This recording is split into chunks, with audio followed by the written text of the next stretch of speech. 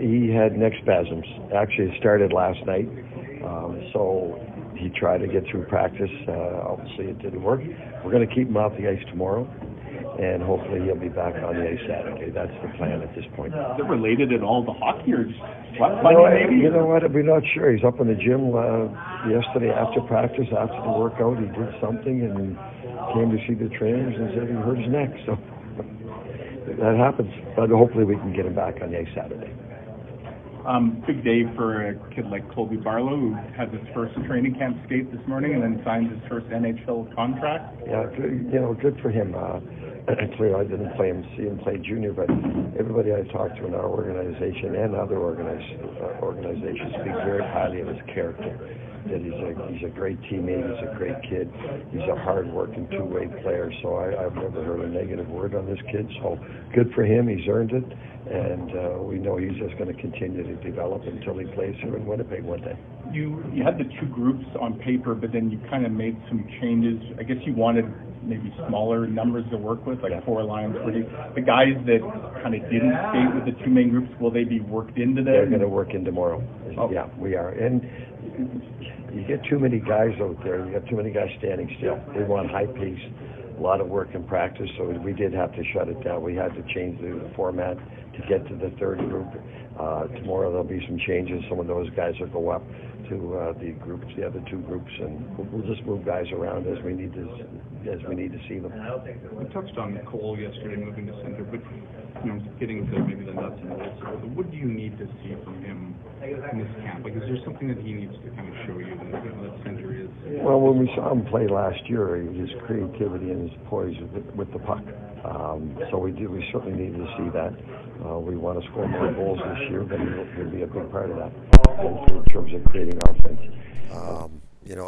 We talked to both groups today. Like last year, we were a number one team in the league in terms of putting pucks into the slot, but our goals forward didn't reflect that. So we've got to we want to continue to make those plays in there, but we got to do a better job of finishing and either making smarter plays from that area. So Cole fits into that.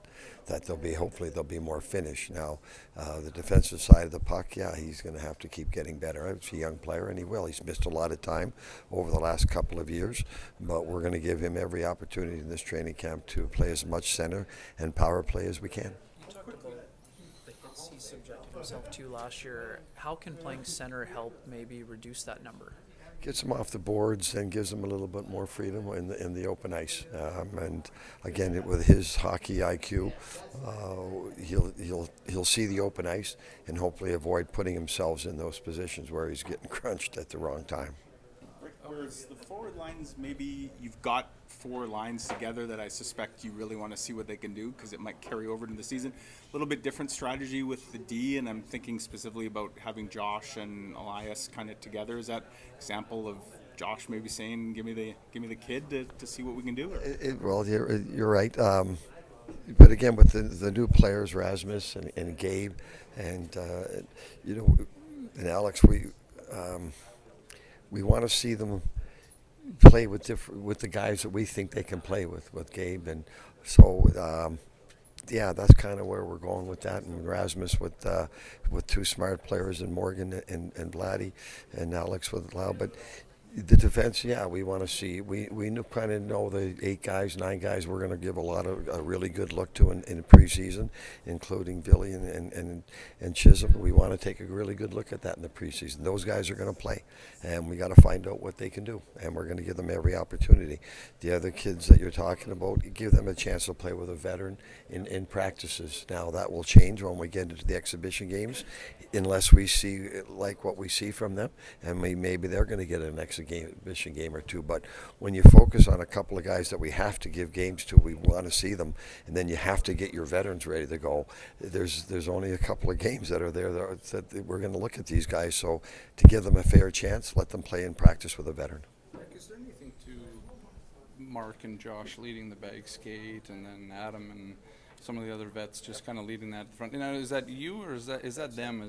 That's them. That's the leadership group that we have. Like they didn't hesitate. Those guys you talked about, they went right to the forefront and they led the way. And it's a drill that we're not counting how many times they go, but when you go all out.